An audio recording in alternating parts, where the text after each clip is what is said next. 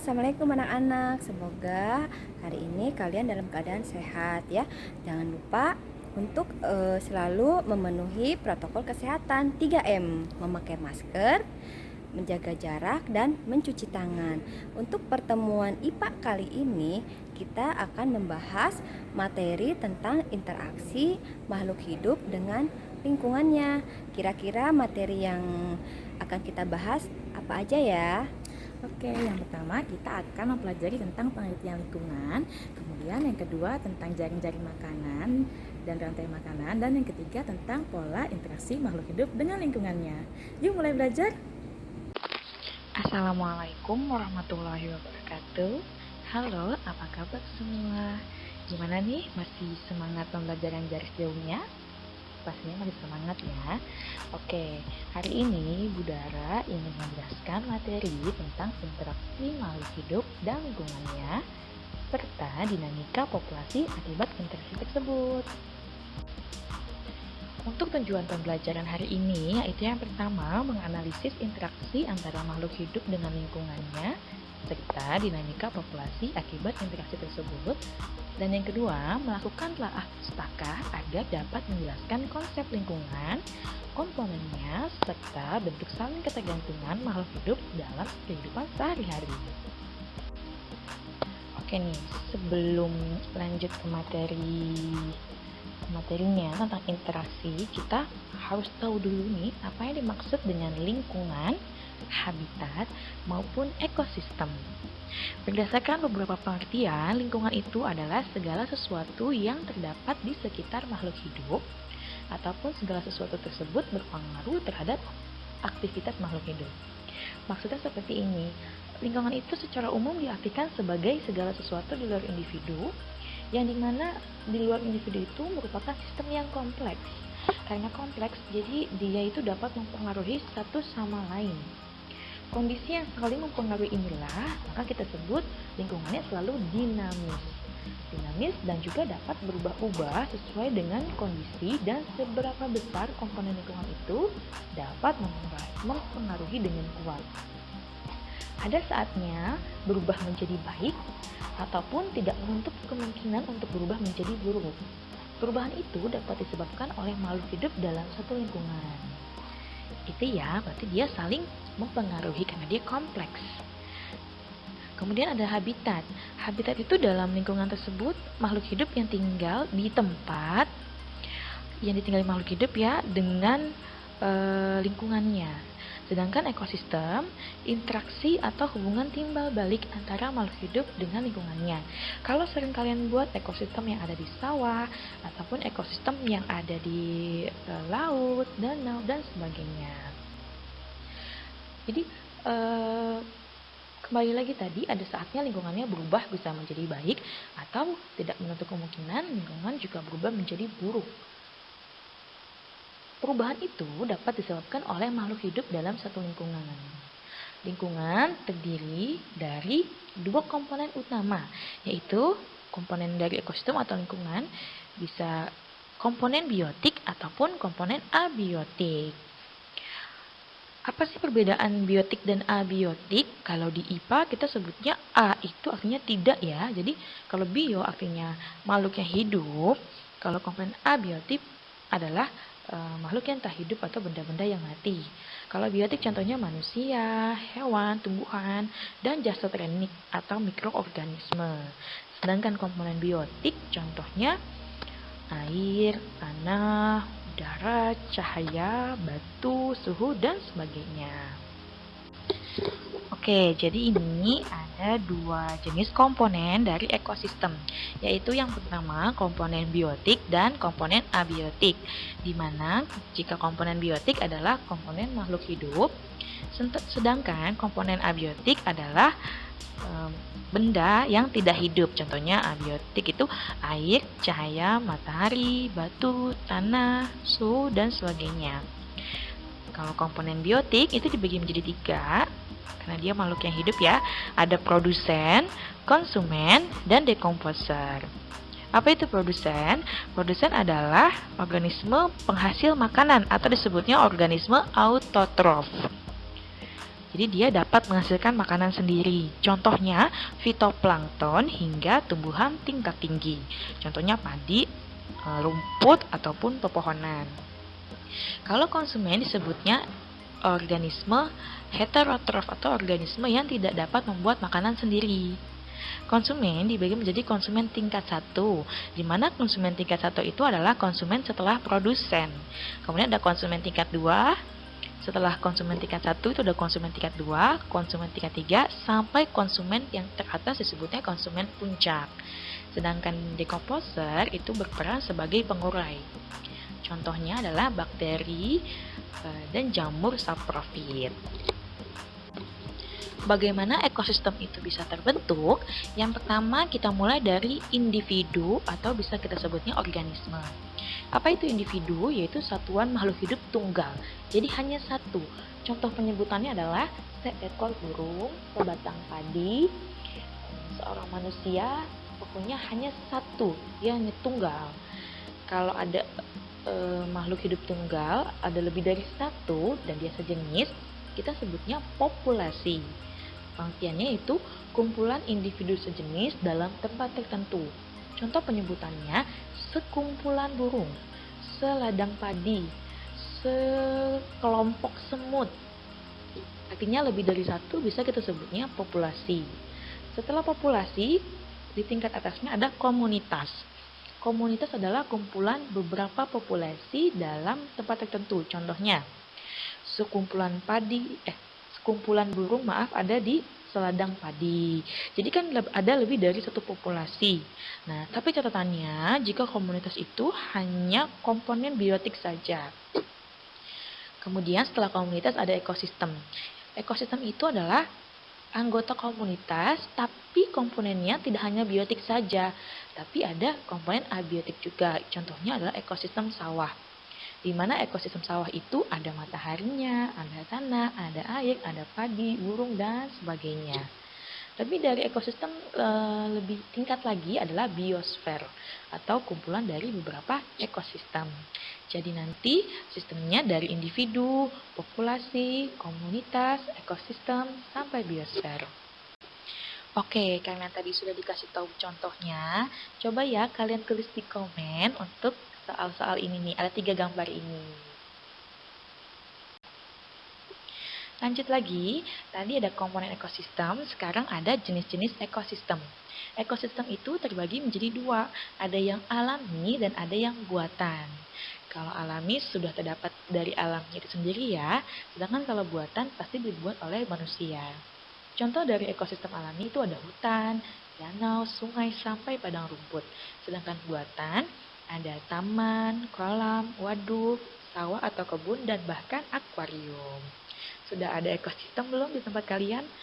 Coba sebutkan ada ekosistem apa saja yang ada di tempat tinggal kalian, entah itu ekosistem alami ataupun ekosistem buatan.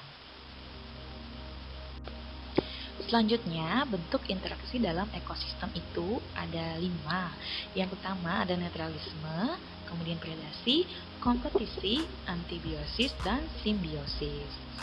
Kita bahas satu persatu ya. Yang pertama yaitu pola interaksi netralisme, di mana pola interaksi netralisme itu tidak saling mengganggu, tidak saling merugikan, tidak juga saling menguntungkan, walaupun antar individu itu ada pada habitat yang sama. Contohnya, ini nih antara kambing dan kodok di padang rumput. Kambing makan rumput di siang hari, sedangkan kodok makan serangga pada malam hari. Jadi itu disebutnya netral atau netralisme. Sampai contoh pada burung pemakan biji-bijian yang hidup bersamaan dengan burung pemakan buah di habitat yang sama. Jadi tidak saling mengganggu, tidak saling merugikan, tidak juga saling menguntungkan. Setelah pola interaksi netralisme, sekarang kita membahas pola interaksi predasi, di mana pola interaksi predasi ini terjadi antara pemangsa atau predator dengan yang dimangsa atau prey. Jadi harus ada predatornya atau hewan buas. Contohnya, di sini pada ekosistem persawahan, ular akan dimakan oleh tikus. Itu disebutnya interaksi predasi. Ularnya adalah predator dan tikusnya itu prey. Predator ada contohnya selain ular itu buaya, harimau, singa, beruang, dan sebagainya. Selanjutnya, pola interaksi kompetisi. Pengertiannya, pola interaksi yang terjadi karena adanya persaingan antar individu atau populasi untuk memenuhi kebutuhan hidup. Namun habitat tidak menyediakannya dalam jumlah yang cukup. Di sini ada beberapa contoh pola interaksi kompetisi. Nah, yang pertama, populasi sapi dan kuda, di mana sapi dan kuda sama-sama mengkonsumsi rumput. Nah, terjadi di padang rumput yang sama akan berkompetisi untuk mendapatkan rumput.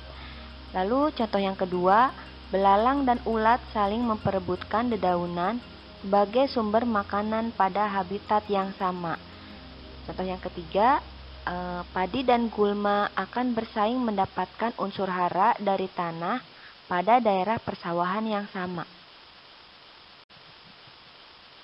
Pola interaksi antibiosis atau amensalisme merupakan pola interaksi berupa hubungan antara dua individu berbeda jenis yang menyebabkan individu yang satu menghambat pertumbuhan individu yang lain. Biar lebih jelas, kita lihat contohnya. Yang pertama, contohnya adalah jamur Penicillium notatum akan mengeluarkan zat antibiotik untuk menghambat pertumbuhan atau penyebaran bakteri penyebab penyakit. Contoh yang kedua, pohon pinus atau pohon walnut akan mengeluarkan zat kimia yang menghambat tumbuhan lain, sehingga akan sulit menemukan tumbuhan lain di sekitar hutan pinus. Lalu contoh yang ketiga, gulma atau alang-alang atau disebut juga dengan rumput teki dapat mengeluarkan racun untuk menghambat tumbuhan lain seperti kacang tanah. Pola interaksi simbiosis ada beberapa contohnya. Yang pertama adalah mutualisme. Mutualisme itu interaksi yang saling menguntungkan. Jadi di sini contohnya hubungan antara kerbau dan burung jalak, simbiosis antara tumbuhan berbunga dan hewan penyerbuk seperti kupu-kupu, manusia dan bakteri baik Lactobacillus di usus. Dan yang selanjutnya contohnya adalah bakteri pengikat nitrogen hidup di bintil akar tanaman dan tanaman membutuhkan nitrogen. Selanjutnya untuk contoh pola interaksi simbiosis ada parasitisme, di mana interaksi yang hanya menguntungkan satu pihak saja, sedangkan pihak lain dirugikan. Contohnya adalah benalu yang hidup sebagai parasit pada tanaman inang, tumbuhan tali putri dan tanaman pagar, tumbuhan Rafflesia dan tanaman inang, lalu berbagai jenis bakteri jahat dan cacing yang hidup di tubuh manusia dan hewan. Contoh yang ketiga, untuk pola interaksi simbiosis adalah komensalisme.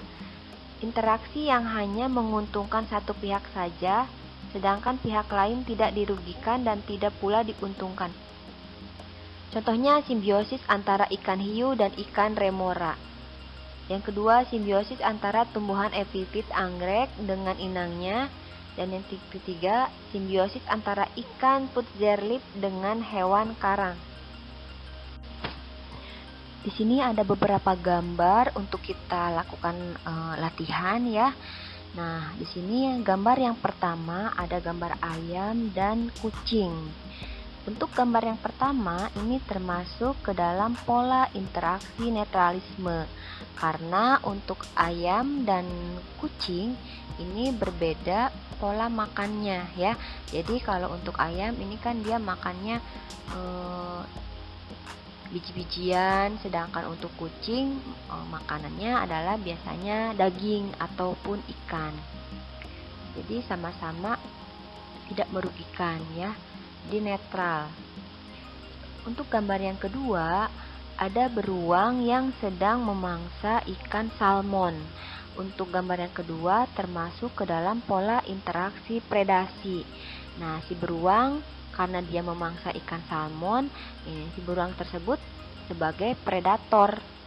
Nah, sedangkan untuk si ikan salmonnya termasuk prey karena yang dimangsa. Selanjutnya di sini ada gambar yang ketiga, ada lebah yang sedang hinggap di bunga.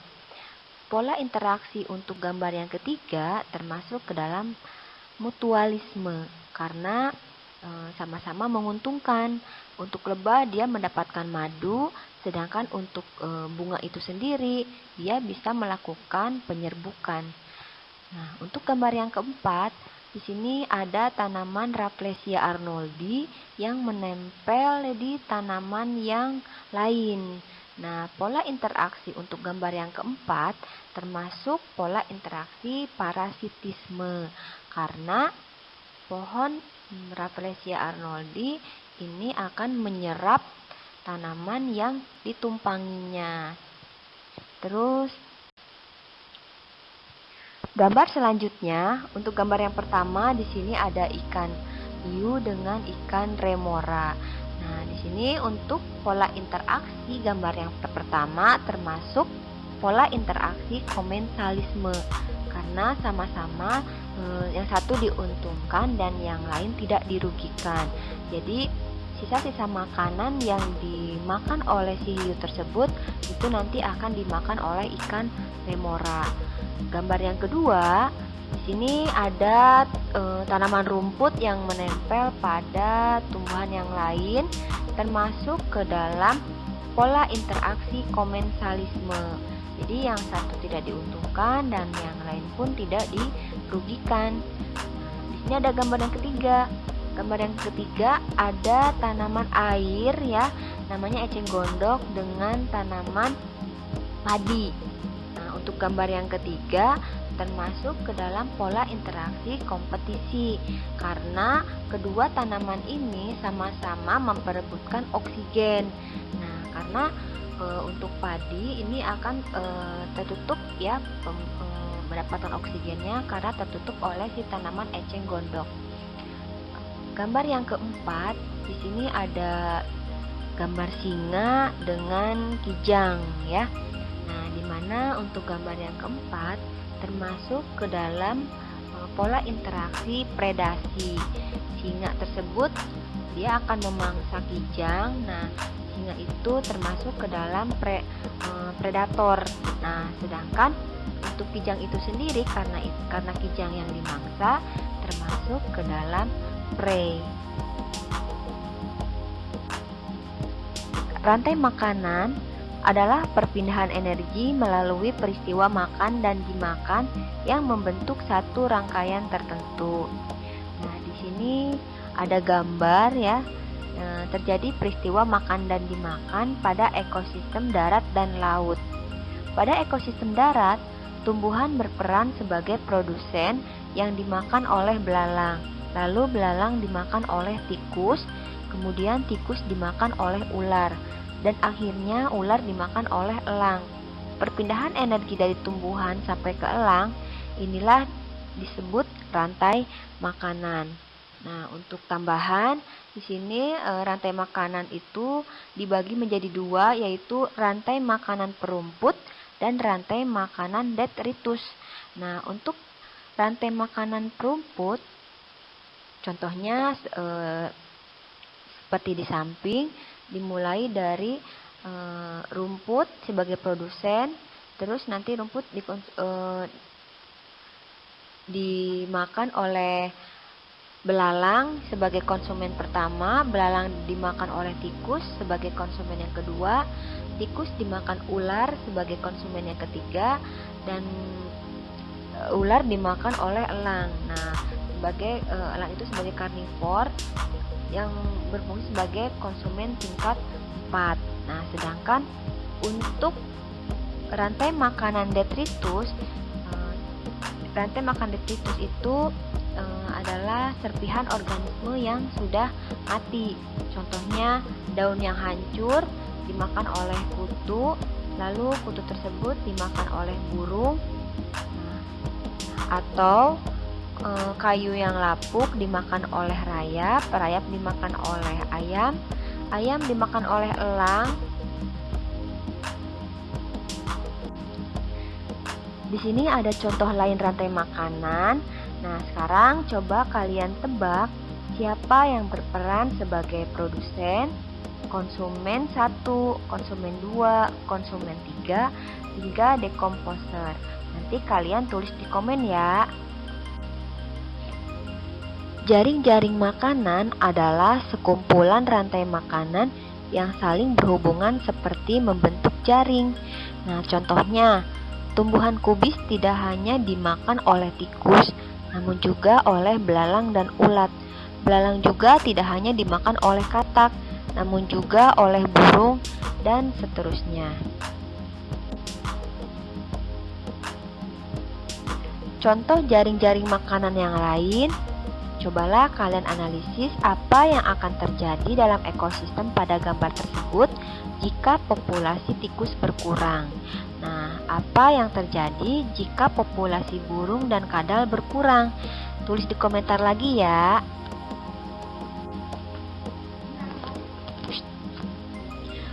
Contoh jaring-jaring makanan yang lain. Nah, sekarang kalian analisis lagi ya. Apa yang akan terjadi dalam ekosistem pada gambar tersebut jika terjadi pertambahan populasi rubah dan pada saat yang sama terjadi penurunan populasi katak.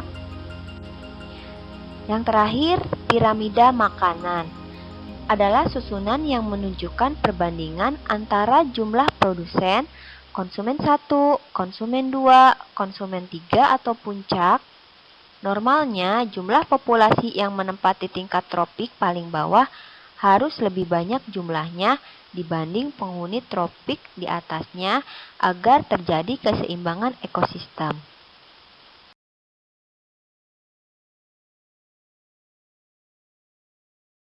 Nah, gimana? Sudah paham kan kalian tentang materi interaksi makhluk hidup dengan lingkungannya, pengertiannya, dan juga contoh-contohnya?